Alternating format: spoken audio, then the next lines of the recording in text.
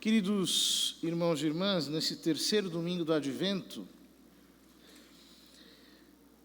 a igreja, no ano B, nos surpreende com um trecho do Evangelho de São João. Um trecho do capítulo 1 do Evangelho de São João, que é o prólogo, ou seja, a abertura, a introdução de todo esse Evangelho. Todos nós conhecemos o começo do prólogo, quando São João diz: no princípio era o Verbo, e o Verbo estava com Deus, e o Verbo era Deus. Por ele todas as coisas foram feitas, e sem ele nada do que foi feito se fez. Ele era a vida, e a vida era a luz dos homens. E a luz brilha nas trevas, e as trevas não a receberam. Esses versículos iniciais do prólogo apresentam o Novo Testamento como um reinício, como o recomeço de tudo. Nos colocam numa espécie de regênesis. Por quê? Porque você tem as trevas do caos, as trevas aonde tudo estava submerso, e assim como no livro do Gênesis, a criação é descrita nos termos em que diz: no princípio criou Deus os céus e a terra estava deserta, desolada, o Espírito de Deus soprava fortemente sobre as águas, e então Elohim disse: faça-se a luz. E a luz foi feita. A luz brilha nas trevas de São João, mas as trevas não a receberam.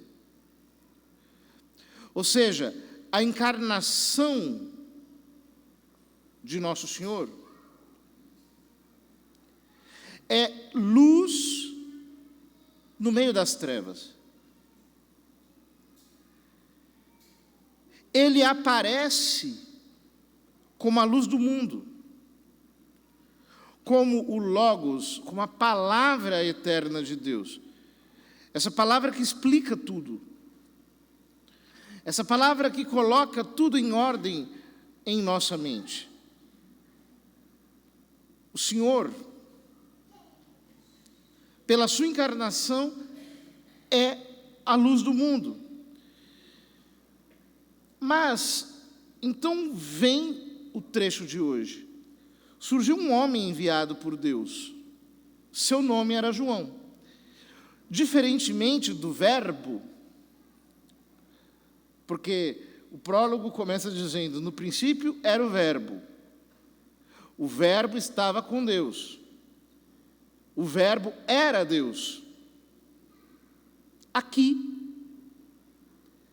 o texto diz: surgiu um homem enviado por Deus. Ou seja, ele não é Deus, mas ele é enviado por Deus.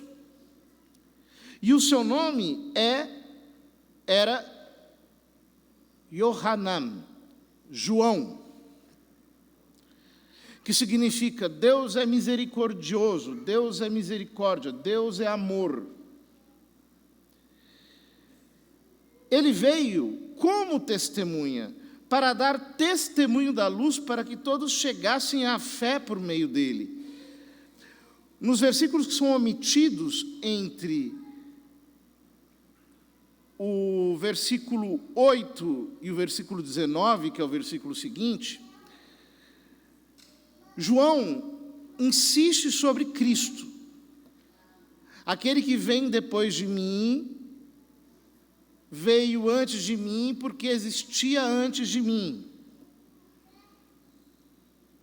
é Ele que dá testemunho da verdade. Quem é da verdade escuta a sua voz. Porque a lei nos foi dada por Moisés, mas a graça e a verdade nos vieram por Jesus Cristo. A Deus ninguém jamais viu, mas o Filho unigênito de Deus nos deu a conhecer. Ou seja, o texto, portanto, está falando do ministério de João como o ministério de um testemunho de Cristo, um testemunho da luz, o testemunho daquele que dá testemunho da verdade, ou seja, Cristo. Isso é muito importante. Os versículos seguintes, que discutem a identidade de São João Batista, nos explicam um pouco melhor quem ele é, a partir de dizer quem ele não é. Este foi o testemunho de João, quando os judeus enviaram de Jerusalém os sacerdotes e levitas para perguntar. Sacerdotes e levitas, por quê? Porque ele está batizando. Nós veremos isso mais no fim do evangelho de hoje. E esse ato tem tudo a ver com os ritos de purificação que se exigiam no templo de Jerusalém. Os homens precisavam se lavar, os homens precisavam se purificar para poderem comparecer diante de Deus sem nenhuma impureza. Então eles perguntam: quem és tu? A resposta de João é antecedida por uma construção muito curiosa. Ele afirmou e não negou. Afirmou: eu não sou o Messias. É interessante isso, porque o texto sublinha: ele afirmou e não negou. Ele afirmou: eu não sou. Ou seja, a afirmação de quem ele é começa pela afirmação de quem ele não é. As três respostas seguintes são depurações de falsas identidades que ele poderia ter. Ele começa dizendo: eu não sou o Messias. E essa afirmação é muito importante, porque no início do cristianismo, muitos acreditavam que João fosse o Messias. Até hoje existe uma religião de seguidores de São João Batista, que acreditam que ele é o Messias. Uma religião que remonta aos tempos do Novo Testamento, são os chamados Masdeus. Uma religião pequena, deve ter uns 100 mil membros apenas.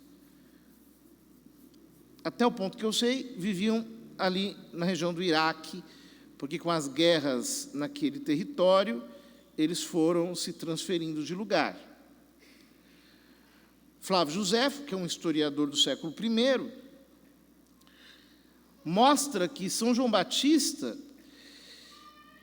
era muito popular. Ele se dedica a falar de São João Batista mais tempo do que sobre Jesus.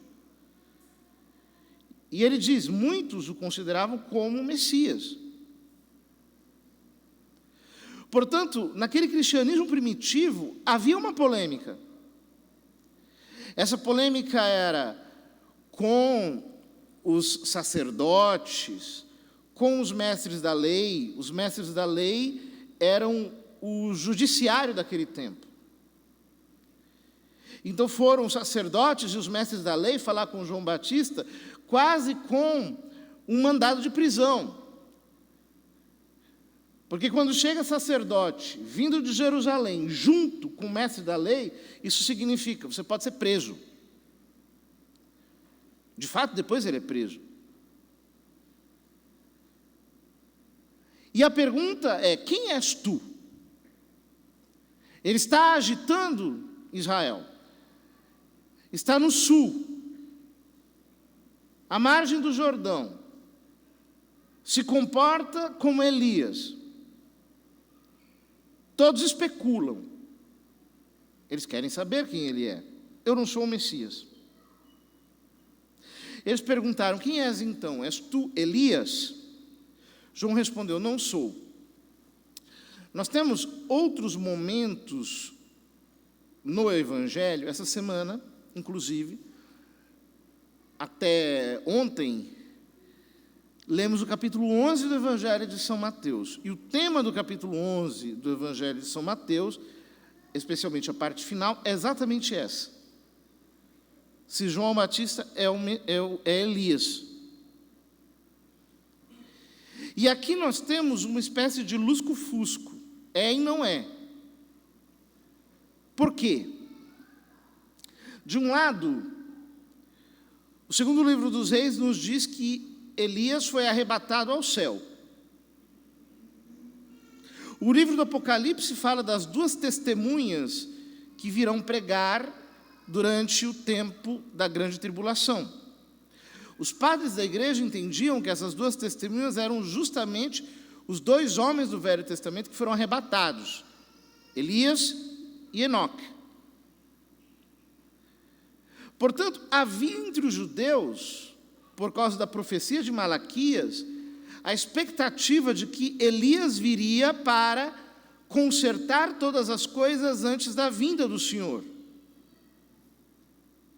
Porém, a vinda do Senhor, no final dos tempos, ao menos segundo a interpretação de boa parte dos padres da igreja, efetivamente será antecedida pela vinda de Elias em pessoa.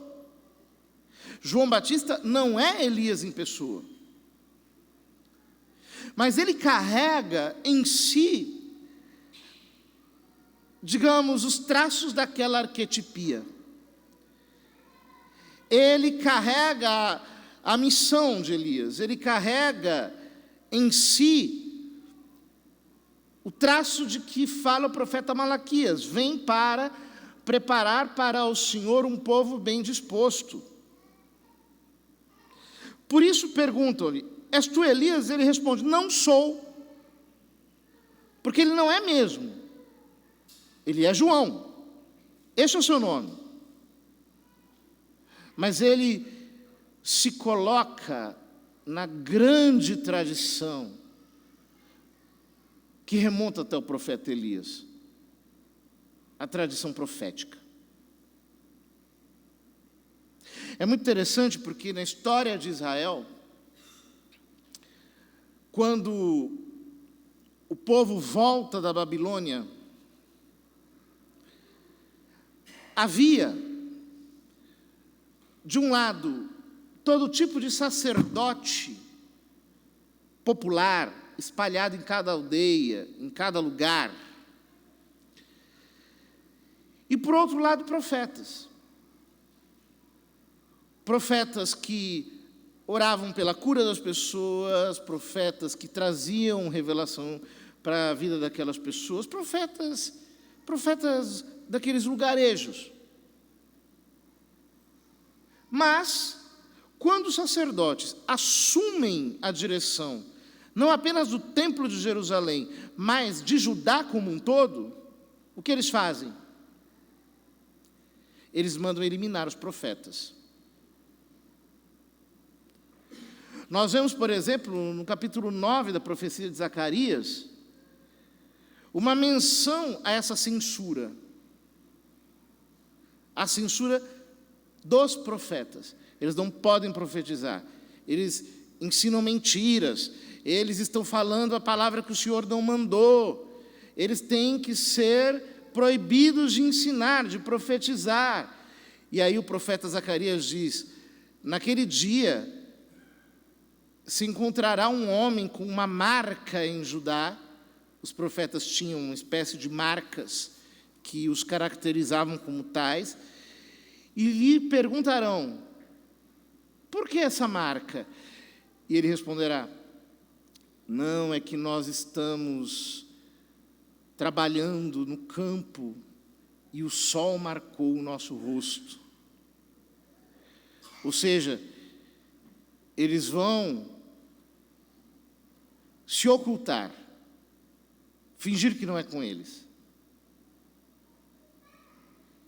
Portanto, quando João Batista é acusado de profeta, nós temos diversas imagens aqui evocadas. De um lado, aquilo que disse Moisés: um dia virá um profeta maior do que eu, a ele devereis dar ouvido. Moisés estava profetizando sobre a vinda do Messias. Então, João Batista diz: não, eu não sou profeta.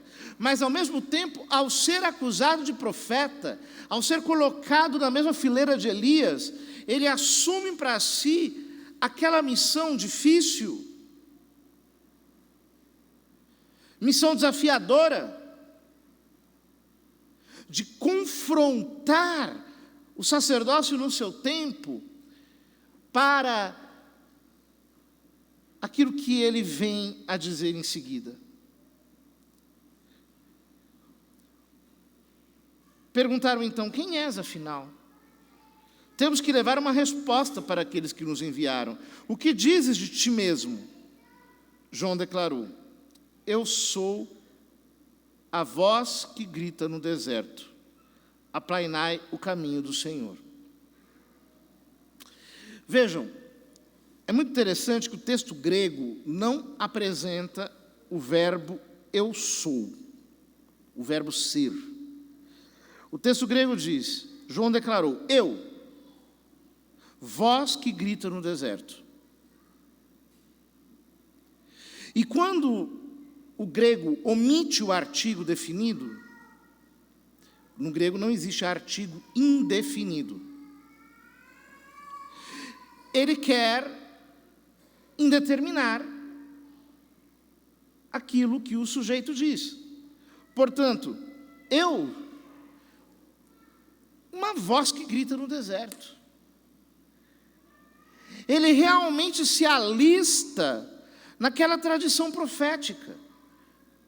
Na mesma tradição do profeta Isaías, que alguns padres da igreja diziam que era o quinto evangelho, porque há tantas prefigurações de Cristo ali, que eles entendiam que ele fosse realmente o quinto evangelho.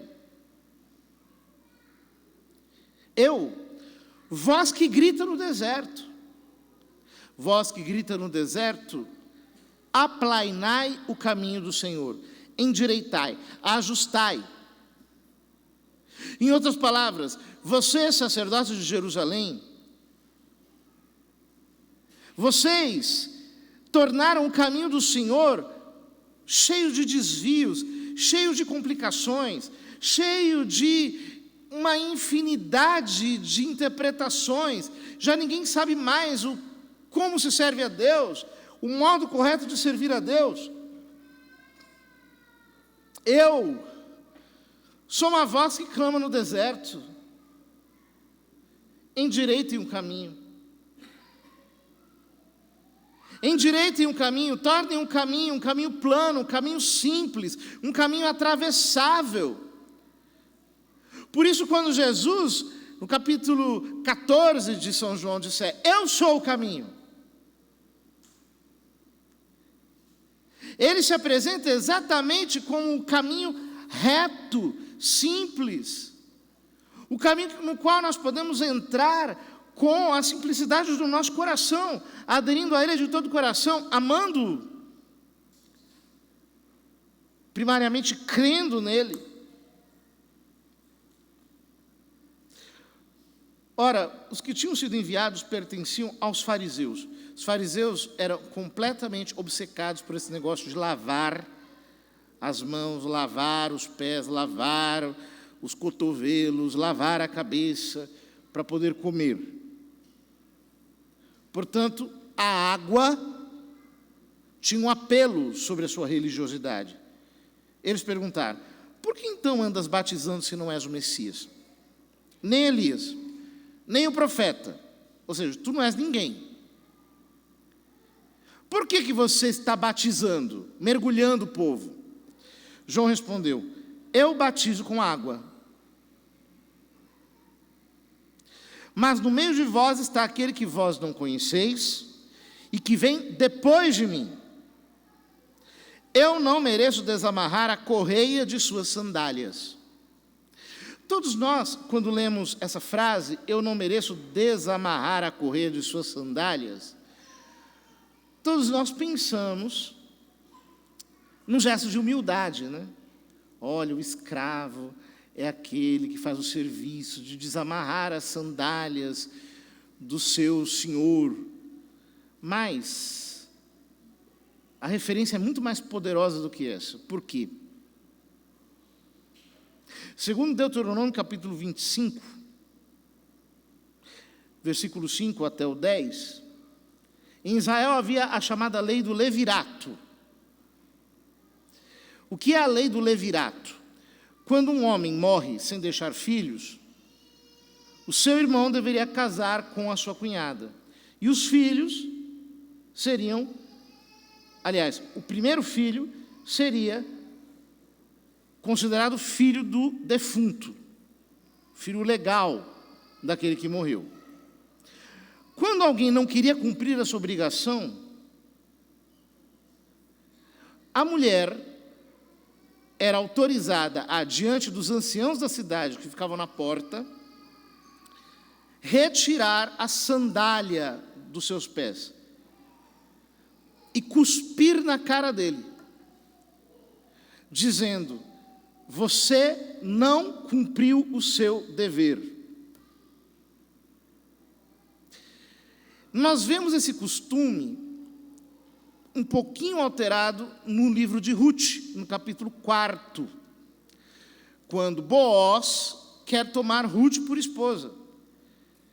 Então ele vai até aquele que tinha direito de casar-se com Ruth, e esse, abrindo mão de casar-se com ela, dá o direito a que Boaz se case com Ruth.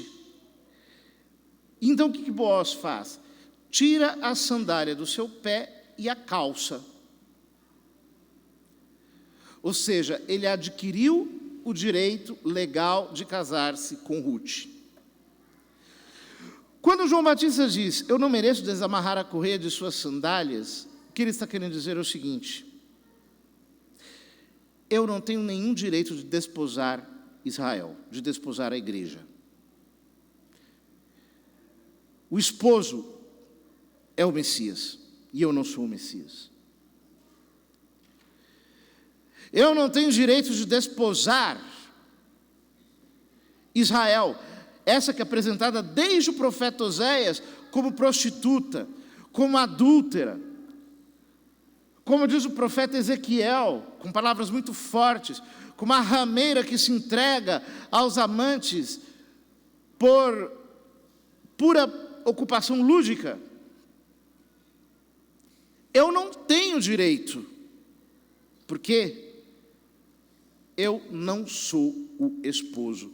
O texto aqui, portanto, revela o Messias como esposo da igreja. Isso aconteceu em Betânia, na Transjordânia, no sul, onde João estava batizando.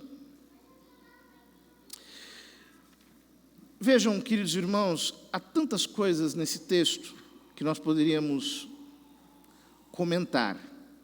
Mas estamos a uma semana do Natal. Nós podemos olhar para um mundo rodeado de trevas. Um mundo que não sabe para onde está indo. Caos, desolação, guerra, injustiça. Todo tipo de cenário catastrófico, por todos os lados. Jesus é a luz. Ele é a verdade. Ele é o caminho reto. Ele é a palavra eterna do Pai, que vem para trazer a lógica para todas as coisas. Ele é o sentido último do universo. Porém,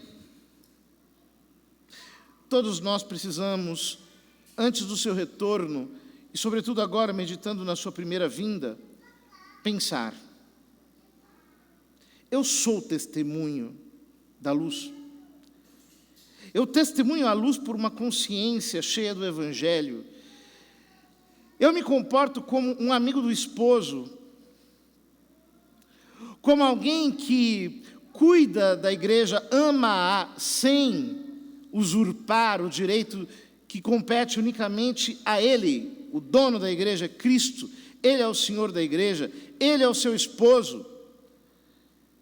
Eu me comporto como alguém que, no meio de toda essa situação um pouco caótica, conservo a esperança do seu retorno e, sobretudo, sou um testemunho da consciência iluminada pela luz da verdade.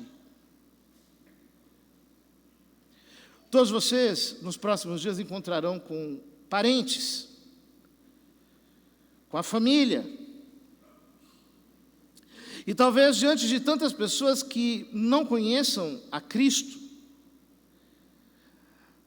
vocês escutem uma pergunta muito discreta, mas quase sempre inconfessa: quem é você? Quem você acha que é? Você acha que você é santo? Você acha que você é uma pessoa acima da média? Quem é você? Se a tua resposta for: eu sou só uma voz, eu estou aqui apenas para dar testemunho da verdade, primeiramente com o meu exemplo, mas também com a minha palavra. Eu vim aqui para limpar esse ambiente, para lavar esse ambiente, para trazer pureza, santidade, uma palavra de amor, de salvação, de graça, de reconciliação, de misericórdia. Eu sou apenas um homem enviado por Deus. Eu sou João. Olhando para mim, a única coisa que vocês vão entender é que Deus é misericordioso mesmo. É tão misericordioso que olhou para essa miséria que eu sou e encheu de graça, de favor, de bênção. Eu não sou Deus. Eu não sou o Verbo.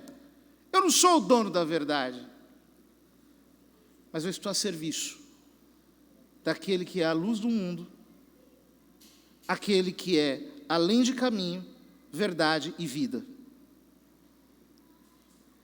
Que todos nós nos preparemos para o Natal com um desejo sincero no coração de entender quem nós somos, quem nós não somos, mas, sobretudo, percebermos que a nossa identidade não é definida pelas nossas opiniões e pela opinião de ninguém. A nossa identidade é definida pela nossa missão. Eu sou apenas uma voz que grita no deserto, a voz de alguém que quer preparar o caminho para aquele que vem, para aquele que se encarnou e que voltará no fim dos tempos como juiz dos vivos e dos mortos.